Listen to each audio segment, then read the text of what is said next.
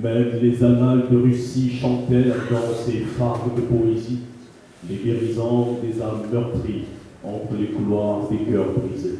Avec son travail intensif sur les sonorités de la langue, sur les rythmes de l'énoncé, sur les jeux avec les mots, Saint Nathaël est sorti vainqueur de la 3e édition du concours d'islam organisé par la Maison russe du Congo-Brazzaville sous le thème L'épopée des légendes russes ce samedi 8 juin 2024. Je suis Nathanaël Makaya Bousoukila et dans le milieu de la littérature à l'oral, je suis Saint Nathanaël des lettres. Oui, bien, je suis fort aise parce que je suis l'élu, le gagnant de la 3e édition de la compétition slam Alexandre Pouchkine.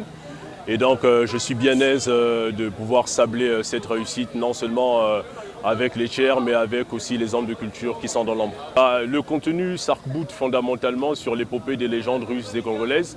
Il fallait créer un pan d'archives entre ces deux cultures et façonner avec préciosité, même étant morts, les légendes vivantes justement qui contribuèrent et qui contribuent toujours à ces épopées-là selon le contexte culturel russe ou congolais. Devant les membres du jury, chacun a son tour des rôles. La résistance s'appelle Jeanne, elle répond présente le avec son son violent a pu faire des accords avec le premier.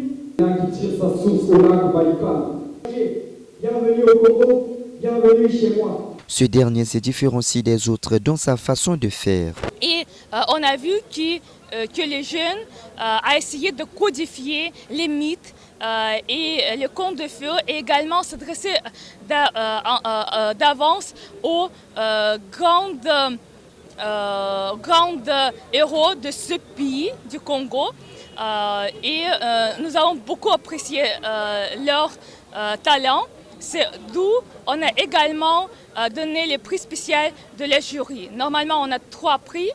Mais cette année, on a décidé de donner le prix spécial de jury pour encourager les textes qui étaient forts et également on a bien apprécié les performances. Mais il est important aussi de comprendre que cette dame nous permet d'entrer dans l'histoire de la littérature russe.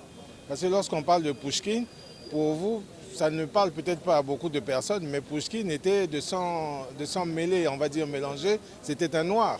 Et c'est lui qui illustre la culture, la littérature russe. Vous voyez, donc c'est des choses que nous venons apprendre ici. Enfin, l'islam est une exploration active des innombrables possibilités du langage parlé, tant au point de vue communicatif, il constitue une occasion unique de découvrir. Bref, le premier a gagné une enveloppe de 200 000 francs.